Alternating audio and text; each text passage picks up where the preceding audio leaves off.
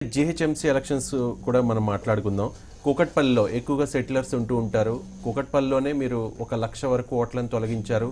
So ఒక plan ప్రకారం చేశారనేది కొంత ఒక ఆరోపణ. ఆరోపణలు అంటే చాలామంది చేస్తున్నారు ఆరోపణలు చేయడానికి. కానీ ఇప్పుడే నేను చెప్పాను 6.3 lakh ఓటర్స్ని మళ్ళీ రీవెరిఫై చేసి ఇంటింటికి వెళ్ళి రీవెరిఫై చేయడం జరిగింది. మీ ఇంటికి వచ్చినప్పుడు వాళ్ళు మీ సంతకం కూడా తీసుకున్నారు. మీ ఇంటికి మేము వచ్చాము, మీ సంతకం తీసుకున్నారు. అలాంటి జరిగిన తర్వాత ఇప్పుడే నేను చెప్పాను 98% సరిగా ఉన్నాయి, కరెక్ట్గా ఉన్నాయి.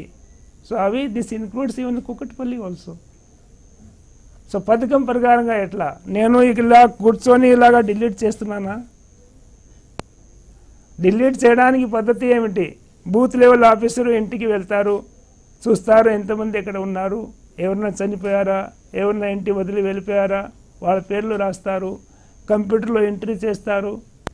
అది ఎలక్ట్రానిక్ రిజిస్ట్రేషన్ ఆఫీసర్కి వెళ్తుంది.